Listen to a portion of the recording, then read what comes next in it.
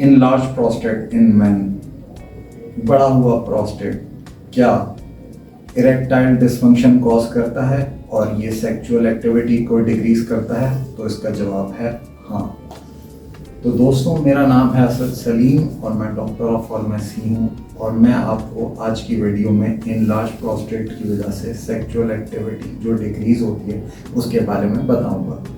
तो दोस्तों, benign prostate hyperplasia या enlarge prostate erectile dysfunction in male cause करता है। प्रोस्टेट ग्लैंड के बारे में एक बात जानना बहुत ज़रूरी है कि ये सिर्फ मेल में ही होता है और ये मेल के अंदर पाया जाता है। ह्यूमंस में एज के साथ साथ प्रोस्टेट ग्लैंड का साइज इंक्रीज हो जाता है। बढ़ती हुई एज के बाद ये प्रॉब्लम कॉज होता है। इनलार्ज प्रोस्टेट एक ख़ास एज के बाद, नॉर्मली मेल्स में अबव 40 के बाद ये प्रॉब्लम्स आते हैं।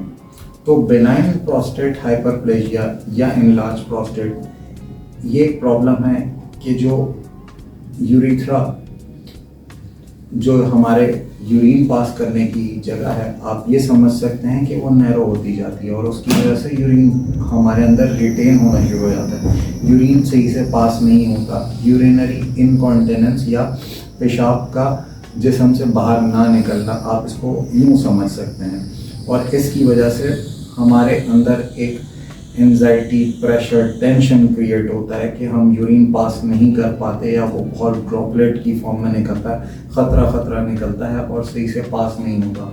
तो इसकी वजह से इंसान के अंदर एक टेंशन, प्रेशर, एंजाइटी क्रिएट हो जाती है। वो नॉर्मल बिहेव नहीं करता, चिड़चिड़ा हो जाता है और स्ट्रेस में आ जाता है। और इसकी वजह से बहुत सारे लोग नॉर्मली कोई पेन अपने पीनस के अंदर इंसर्ट करके इस रास्ते को खोलने की कोशिश करते हैं, जो कि मौत के साथ ही उनकी जो ये ज़िंदगी का सफ़र है वो ख़त्म होता है। तो इस तरह की कंडीशन में इंसान आ जाता है। तो इस तरह की कंडीशन अगर किसी की हो तो वो इंसान ये बात जान ले कि ये प्रॉब्लम कम्प्लीटली ट्रीटेबल है। फर्स्ट लाइन हम ट्रीटमेंट का ये करते हैं कि नॉर्मली लोगों को अल्फा ब्लॉकर्स दिए जाते हैं। डॉक्साजोसिन एक दवाई है, अल्फा ब्लॉकर, जो कि कार्डियोरा के नाम से आती है, वाइडली यूज है इन कंडीशंस में।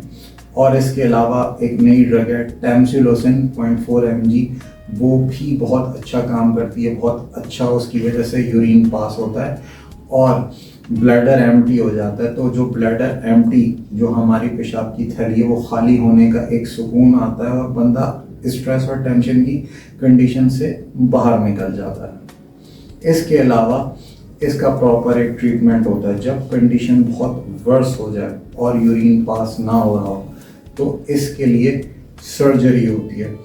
ट्रांसयूरिथ्रल या ट्रांसयूरिथ्रल रिसेक्शन ऑफ द प्रोस्टेट कहते हैं और सर्जरी ही इसका ट्रीटमेंट है।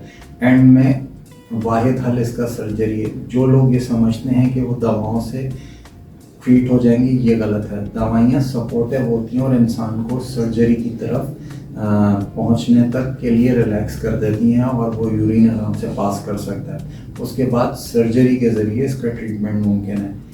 और जो लोग सुसाइड करते हैं इस टेंशन की वजह से और वो शेम की वजह से ये बात बता नहीं पाते और अपने आप को हाइड करते हैं और अपनी पर्सनैलिटी को इनकॉग्निटो बनाते हैं, उन लोगों के लिए ये बात जानना बहुत ज़रूरी है कि ये कंडीशन ट्रीटेबल है। प्लीज़ सुसाइड ना करें और कोई ऐसा काम ना करें जो आपकी मौत का बायस बने। प्लीज़ शर्माइए मत, please ask your doctor, please tell this condition. इसको जो लोग टैबू समझते हैं वो ये बात जान लें कि ये कम्प्लीटली ट्रीटेबल है। और आपको ये जानकर हैरत होगी कि ये ऑपरेशन बहुत एक छोटा सा ऑपरेशन होता है और उसके बाद इंसान जो यूरिन पास करता है वो नॉर्मली पास कर सकता है। तो आई होप ये वीडियो आपको पसंद आई होगी।